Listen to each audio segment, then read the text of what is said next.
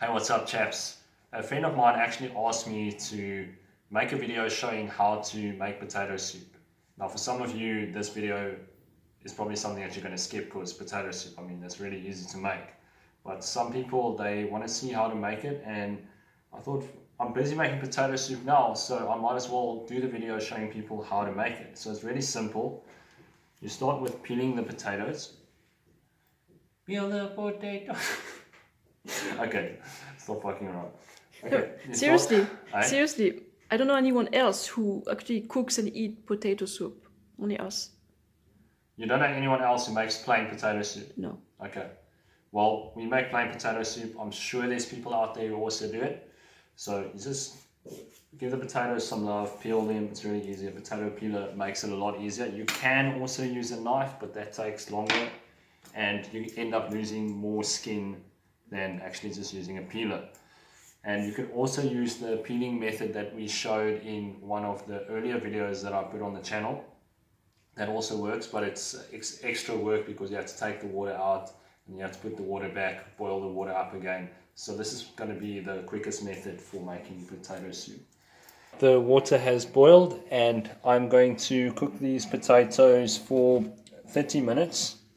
So what you want to do is add the water till it covers all of the potatoes. You can go a little bit higher than the potatoes, the water level. And to cook it faster, cover it up. I put it on a medium heat, which is about 4 out of 6 on this one. And yeah, you want to cook them for 30 minutes. I cut these potatoes into 6, so I divided the potato into 6 pieces to help it cook a little bit faster. The potatoes are done and they are ready to get blended. As you can see, I've removed quite a lot of the water. You rather want to have less water than more, because if the soup is too thick, you can always add a little bit more water and make it more liquid. But if it's too liquid, then you can't remove the water. So always start with less water and then work your way up to the consistency that you want. And there we have the finished product.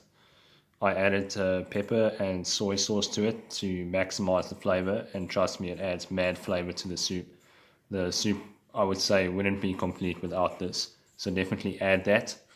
That's how you get tasty shit going, and that's what it looks like there in the pot. As you can see, the consistency is thick enough so that the soy sauce floats on top, and that's the consistency that I recommend if you want the best flavor. And a final tip that I want to add is add some bread to your soup, because otherwise you're going to get under carbs, since potatoes are really low in calories and you don't want to bonk halfway through your ride. Ciao for now.